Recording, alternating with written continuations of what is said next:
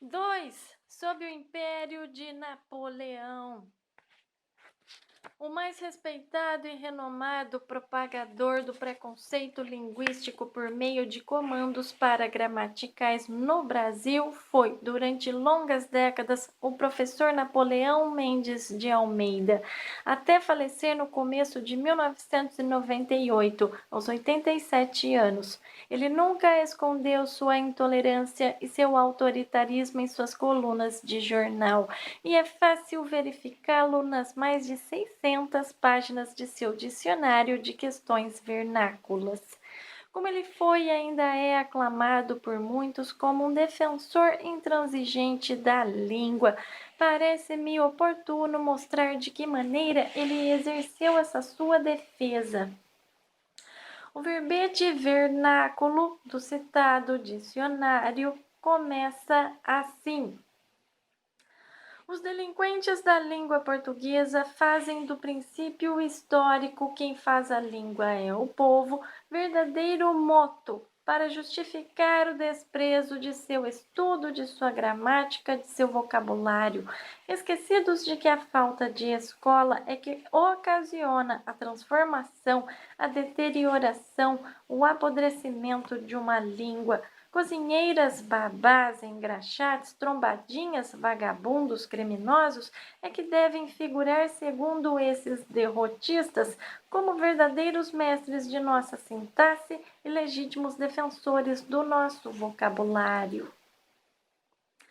Basta esse parágrafo para demonstrar que, além do preconceito linguístico, está aí manifestado um profundo preconceito social.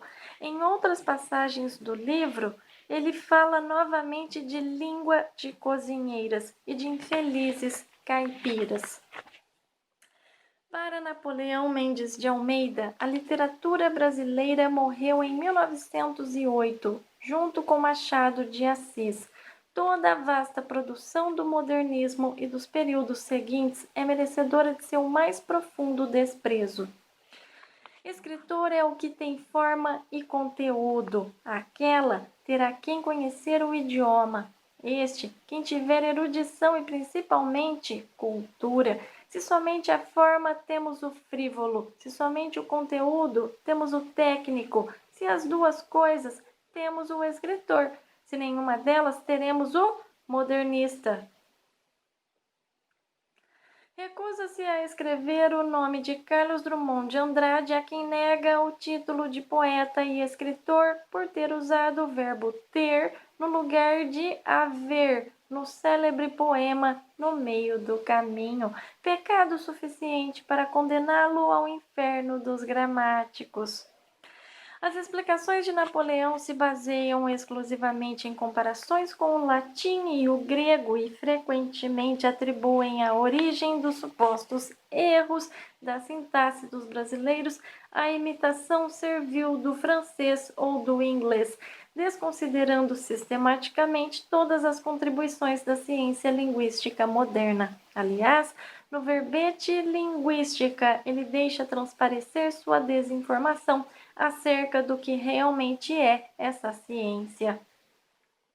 A linguística não estuda idioma nem gramática nenhuma. A linguística estuda a fala, explica fatos naturais de articulação, de formas de expressão oral do ser humano.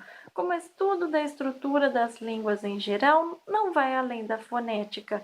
Enganam-se os pais, enganam-se os filhos quando pensam estar a escola, a faculdade, ensinando gramática, ensinando a língua da terra, porque no programa consta linguística. O objeto da linguística é a língua no sentido da fala, de dom de expressar o homem por palavras, o pensamento. É um estudo sem utilidade específica para este ou aquele idioma. É um dos grandes enganos de certas faculdades de letras fazer alunos acreditar que estão a aprender a língua de sua terra com explanações de estrutura da fala do homem. É a linguística um dos estorvos do aprendizado da língua portuguesa em escolas brasileiras. Para ele, estudar linguística é fixar inúteis, pretensiosas e ridículas bizantinices. Fica evidente por essas palavras que o professor Napoleão jamais pôs os pés numa boa universidade depois que o ensino da linguística foi instituído nos cursos de letras do Brasil e que tampouco leu um único sequer dos muitíssimos livros intitulados Introdução à Linguística para saber qual é o verdadeiro objeto de estudo dessa ciência.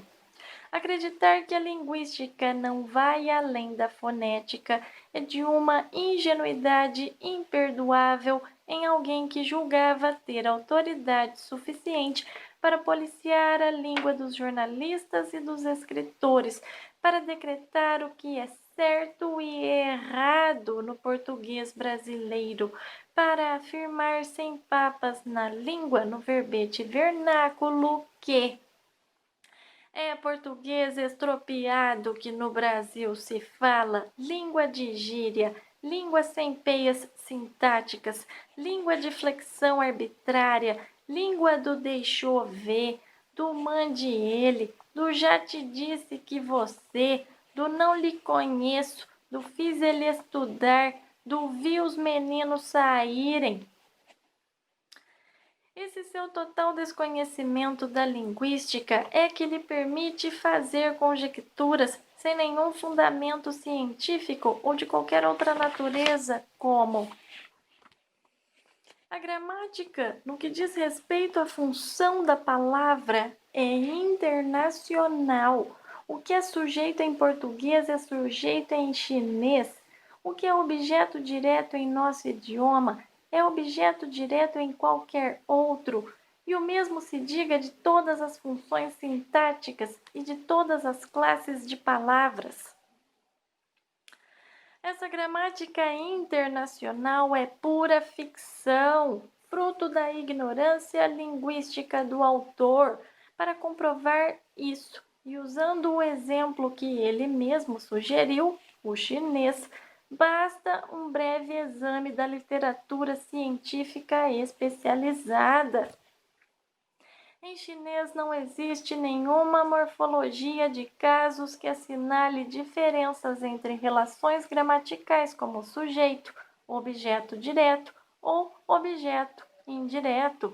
Nem existe qualquer concordância ou flexão verbal para indicar o que é sujeito e o que é objeto. No chinês, de fato, há poucas razões gramaticais para se postular relações gramaticais, embora haja, é claro, meios de distinguir quem fez o que a quem, tal como existem em todas as línguas. Além disso, o mesmo estudo diz que em chinês não há nada que se possa classificar de adjetivos, desmentindo, portanto, o que Napoleão pensa acerca da internacionalidade das classes de palavras. No caso de Napoleão Mendes de Almeida, a carga de preconceito linguístico já não é a neblina espessa a que me referi mais acima. É uma verdadeira parede de rocha impermeável e intransponível que impede o acesso a qualquer eventual utilidade que suas explicações possam ter. Seu dicionário de questões vernáculas da perspectiva da ética mais elementar, desrespeita os direitos linguísticos dos cidadãos brasileiros.